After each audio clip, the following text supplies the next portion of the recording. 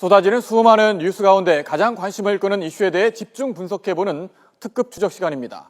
오늘 추적할 사건은 바로 이 사건입니다.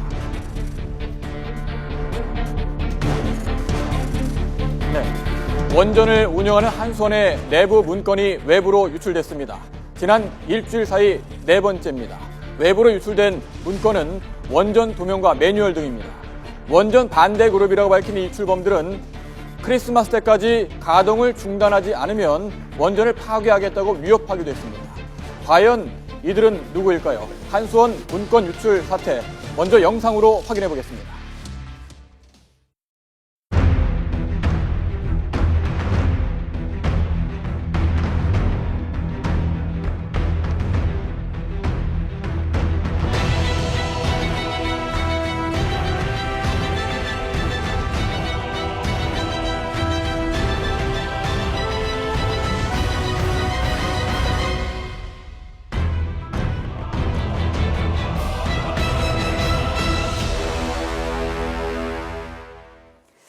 누구의 소행인지, 왜 이런 일을 벌였는지 지금 단정할 수는 없는 상황인데요. 북한의 소행일 가능성이 제기되고 있습니다.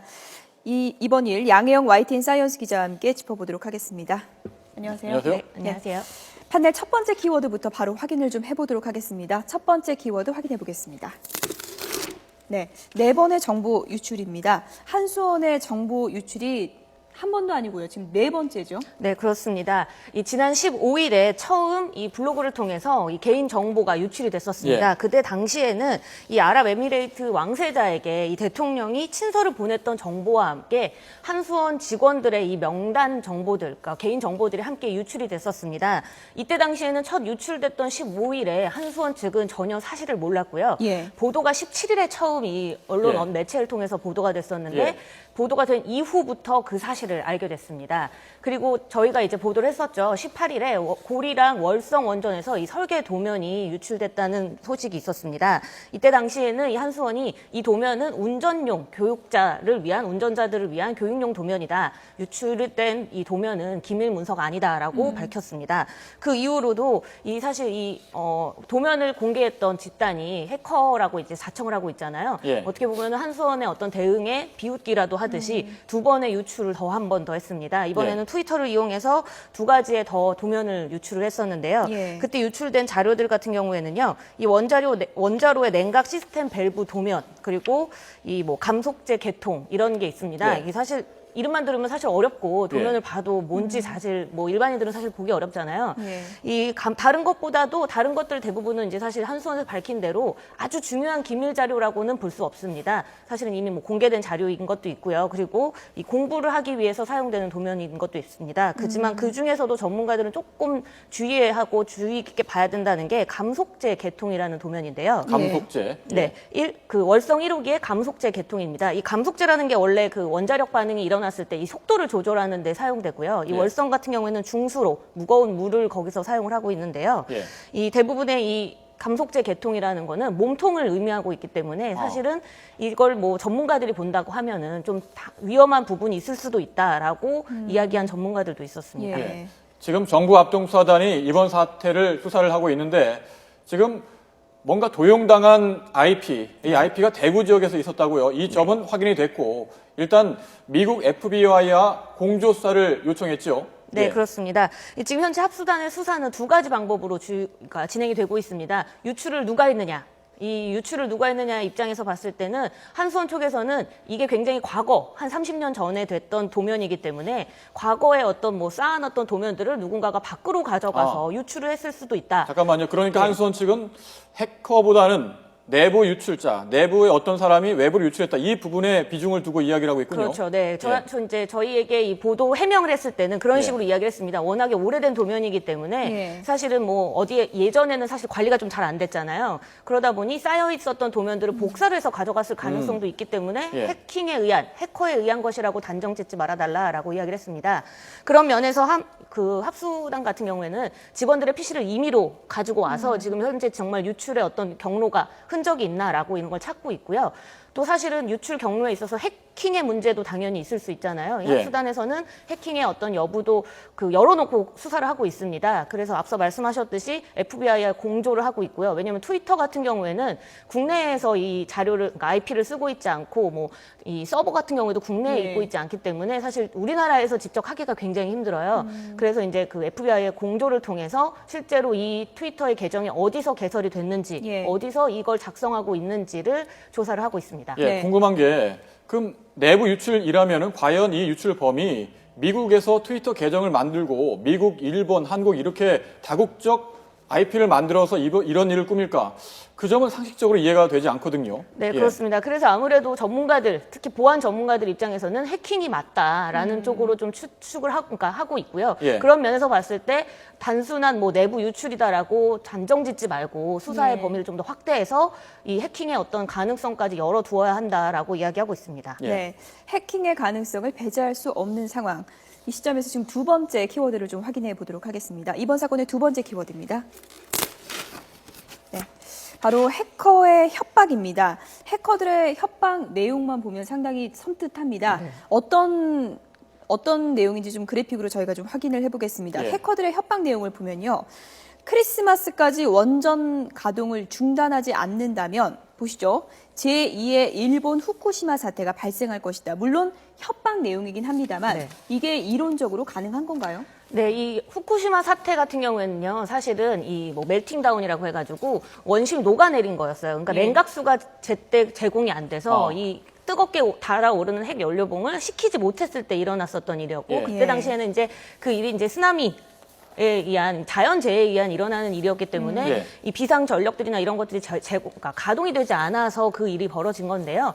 실제로 만약에 어떤 정보들을 다 가지고 내부망의 정보를 가지고 어떤 운전의 정지를 한다면 실제로 가능할 수 있는 부분이 있다고는 합니다. 제가 이제 전문가하고 통화를 좀 해본 결과 예. 이게 이제 그 원자로의 운전 자체를 막지 않아도 원자로는 그대로 있는 상태에서 전력을 끊는다거나 아니면은 네. 냉각수의 펌프를 어떻게 조정을 하게 되면 예. 차가운 물이 들어가지 않고 뜨거운 연료봉이 그대로 남아있게 되잖아요. 예. 그렇게 되다 보면 자꾸 이제 이 물이 증발하게 되고 이 원전이 다시 위험의 상태로 이렇게 빠져질 수가 있는데요. 그런 가능성이 아예 없다고 배제할 수는 없는 상황인 예, 겁니다. 그렇지만 말이죠. 인터넷망, 만약에 해킹이라면 인터넷망을 통한 건데 원전 내부망과 인터넷망이 분리되어 있기 때문에 실제로 원전을 파괴할 가능성이 없다는 게 한수원 측 입장 아니겠습니까? 네, 그렇습니다. 지금 현재는 내부망과 외부망이 아주 철저하게 분리되어 있는 상태입니다. 예. 이 내부망과 외부망이 분리되어 있으면요, 사실은 해킹의 가능성, 뭐 0%다라고 말할 수는 없지만 예. 굉장히 극히 낮아집니다, 실제로.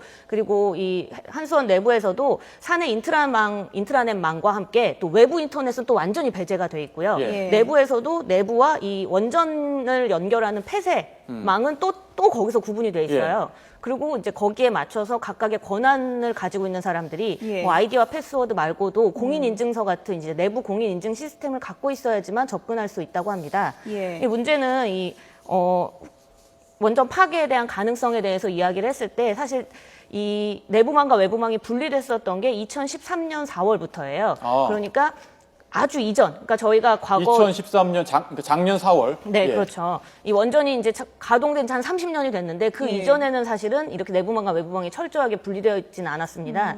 근데 해커들이 굉장히 끈기가 있다고 해요. 해커들 사이에서는 굉장히 급한 게 아니라 실제로 공격의 어떤 모습을 보면 굉장히 급해 보이지만 굉장히 느긋하고 어떻게 보면 기다릴 줄 아는 사람들이 해커라고 합니다. 그래서 실제로 2013년 4월 이전에 만약에 악성 코드가 심어져 있었다면 예. 뭐 이거는 가정이겠지만요. 그랬다면 실제로 기다리는 시점에서 지금의 어떤 뭐 설정된 시점에 어떤 원하는 공격들을 할 수 있다. 이거는 네. 가능성이 분명히 있습니다. 이번 문건 유출이 만약에 이제 해킹으로 최종적으로 밝혀진다면 북한의 소행일 가능성이 지금 제기되고 있습니다. 여러 가지 정황이 그 근거로 제시가 되고 있는데 중요한 근거 중에 하나가 바로 이겁니다. 세 번째 키워드 확인해 보겠습니다. 네, 아닌 보살. 이 말이 이제 북한에서 많이 쓰는 표현이라고요? 네, 그렇습니다. 이 안인보살 사실 들어보신 분들 거의 없으실 거예요. 네. 이 실제로 국립국어원에 등록이 돼 있는 단어기는 합니다. 하지만 국내에서는 거의 사용이 된 적이 없고요. 이 북한에서는 어떻게 보면 굉장히 일상어로 많이 쓰는 단어라고 네. 합니다. 뜻이 시치미를 떼다. 라는 뜻이라고 이제 쉽게 생각할 수 있는데요. 이 안인보살이 사실은 청와대 아직도 안인보살이니까 청와대가 아직도 시치미를 뗀다 이렇게 이야기를 한 거죠. 이 부분에서 우리나라 사람들, 그러니까 평범한 우리나라 사람들이라면 쉽게 쓰지 않는, 특히 또 뭐 다른 외국 사람이라도 더 네. 어려운 어떤 북한의 용어를 사용했다는 점에서 북한의 어떤 가능성이 있다라고 이야기를 하지만 또 반대편에서는 이제 이게 어떻게 보면은 혼란을 주는 수사에 어떤 혼동을 주는 기법으로 사용됐다라고도 이야기를 하고 있습니다. 안인보살이라는 표현을 썼지만 이번 사태를 불러온 수법이 지금 최근에 논란이 되고 있는 미국 할리우드 영화 예. 인터뷰를 제작한 소니 픽처스를 해킹한 수법과 유사한 점이 있다. 이런 점을 전문가들이 지적을 하고 있지 않습니까? 네, 맞습니다. 네, 이 악성 코드를 분석해 본 결과, 뭐 그 소니 픽처스를 해킹했던 어떤 악성 코드들, 그리고 저희 이제 작년에 있었던 3.20 사태에 있었을 때의 예. 악성 코드들 같은 경우에도 비슷한 유형이 있다고 합니다. 근데 이런 것들은 어떻게 왜 이 북한 소행이다 아니다를 어떻게 알게 되냐면요. 예. 이 우리가 이 각각의 독주들, 그러니까 수많은 어떤 술들을 가지고 칵테일을 만들 때 보면 칵테일의 제조법, 칵테일의 양을 어떻게 넣는지, 뭐 순서를 어떻게 섞는지에 따라서 사실 굉장히 다양한 칵테일의 맛이 나오잖아요. 그렇죠. 그러니까 악성 코드도 같다고 보시면 됩니다. 예. 여러 가지 공격 수법, 암호화 방식들, 그리고 우회 경로들 같은 경우에 각각의 이 술의 종류로 보면 되고요. 그런 것들을 이 해커가 자신의 방법대로 예. 섞는 거예요. 어. 그렇게 해서 악성 코드들이 나오게 됩니다. 근데 이 악성 코드들이 아무래도 같은 사람이 만들다 보면 당연히 여러 가지 재료를 섞다 보더라도 습관이 있고 자신의 어떤 스타일이 있게 되잖아요. 고유 방식이 있군요. 그렇죠. 네. 그래서 예. 그런 유사 방식의 어떤 그 악성 코드가 진행이 되면 그런 거를 분석해 봤을 때 아, 이전 사례와 같구나. 그리고 이전 사례들이 저희가 이제 북한의 소행으로 밝혀졌기 때문에 아, 이번 또한 북한의 소행이 아니냐라는 이야기가 나오고 있고요. 사실은 아주 구체적인 뭐 IP나 좀 더 많은 자료의 뭐 악성 코드를 해야지만 정확한 내용을 알겠지만 현재까지로는 이 악성 코드를 분석해 본 결과 북한이 공격을 했던 것과 비슷하다라고 예. 이제 전문가들이 이야기하고 있습니다. 네, 여기서 마지막 키워드 한번 확인해 보도록 하겠습니다. 이번 한수원 문건 유출 사건의 마지막 키워드입니다. 네, 고도의 심리전입니다. 이번에 이제 해킹이라고 한다면 그 수법을 들여다보면은 고도의 심리전, 미리 좀 사전에 치밀하게 계획한 게 아니냐 이렇게 볼 수 있는 정황들이 좀 나오고 있다고요. 네, 그렇습니다. 이게 사실 저희가 이전의 해킹 방법들은 그러니까 갑자기 일어나는 일들이었습니다. 예. 그러니까 모르는 상태에서 갑자기 빵 하고 폭탄이 터지면서 수많은 정보들이 흘러나오고 예. 거기에 나온 어떤 중요 정보들이 그러니까 유출이 되는 거였었잖아요. 근데 물론 이번에도 저희가 알게 된 과정은 갑자기 유출된 정보를 알게 됐지만 예. 이 실제로 보도가 되기 직전부터 이 해커 집단이라고 주장하는 사람들은 블로그를 개설하고 트위터에 계정을 개설하고 거기를 통해서 아주 주기적인 기간 동안 예. 블로그에다가 자료를 올리고요. 그리고 또 실제 국내 어떤 이 포털 사이트들에 예. 자신들이 올린 것들을 다시 또 복사를 해서 여기 와서 이거 한번 봐라. 이렇게 굉장히 해도 혼선을 주는 그렇죠. 거군요. 네, 이렇게 했었고요. 그리고 실제로 몇몇 이 언론사들에게는 메일을 보내서 지금 우리가 유출한 자료가 있으니 확인을 한번 해봐라. 예. 이렇게 하기도 했다고 합니다. 예. 뭐 이런 점들에서는 사실 계획을 어느 정도 하고 준비했다고 볼 수 있지 않나 이렇게 볼 수 있습니다. 예. 네, 한수원은 사이버 공격에 대비해서 모의 훈련을 실시했다고 합니다.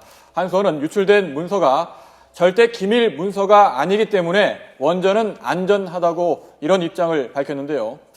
국민들은 이 말을 진짜 믿고 싶습니다. 한수원과 정부의 신속한 대응을 기대해 보겠습니다. 네, 이번 문건 유출 사건 지금까지 YTN 사이언스 양혜영 기자와 함께 짚어봤습니다. 고맙습니다. 고맙습니다.